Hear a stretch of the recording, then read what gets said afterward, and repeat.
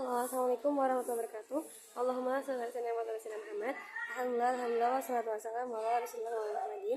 Kepada hormat Abi Rektor Jeni Pedi Manilmake dan Yusuf Rektor Haja Salatu Dewa Tiang Mata BDI selaku pengasuh dari antara seperti yang melarang dan tidak.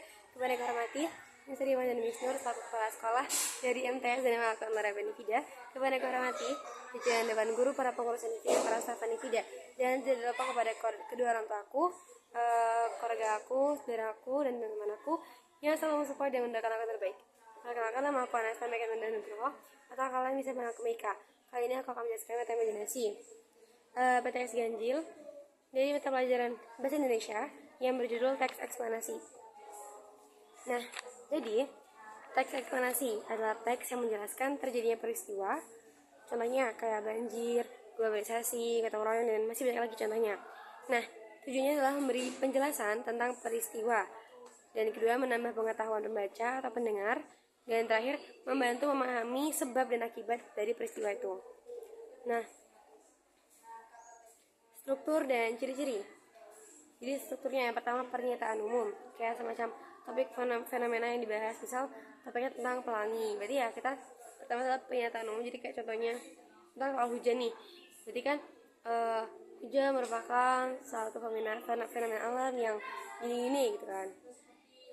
Terus yang kedua, deretan penjelas. Nah, deretan penjelas itu isinya kayak proses kejadian, kayak sebab akibat. Nah, contohnya tuh kayak air laut tuh kena panas matahari akan mengalami penguapan dan perubahan jadi uap air, uap naik ke atmosfer, membentuk awan, dan awan yang semakin tebal dan jenuh dengan uap air akan jadi berat. Akhirnya uap air tersebut jatuh ke bumi sebagai tetes-tetes air hujan, contoh gitu.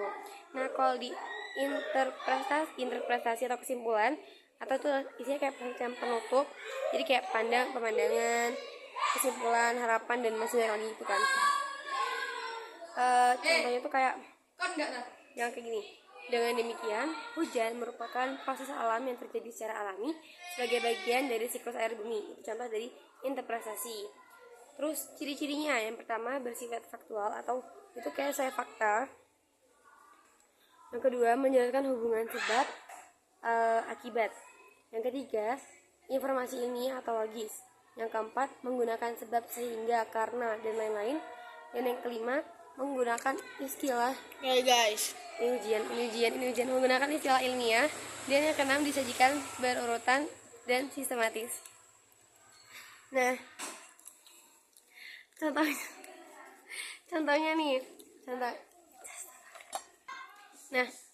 contohnya nih kayak judul adalah proses terjadi hujan. Nah, pernyataan umumnya, hujan merupakan salah satu fenomena alam yang penting bagi kehidupan. Hujan terjadi melalui proses siklus air. Kedua, deretan menjelas. Air laut terkena panas matahari akan mengalami penguapan dan berubah jadi uap air. Uap air akan naik ke atmosfer dan membentuk awan. Awan yang semakin tebal dan jenuh dengan uap air akan jadi berat, sehingga uap air tersebut jatuh ke bumi sebagai tetes-tetes air hujan. Dan terakhir interpretasi. Dengan demikian, hujan merupakan proses alam yang terjadi secara alami sebagai bagian dari siklus air di bumi. Oke, sekira cukup presentasi aku pada siang hari ini. Mohon maaf jika ada kesalahan. Semoga bermanfaat bagi kalian semua. Assalamualaikum warahmatullahi wabarakatuh.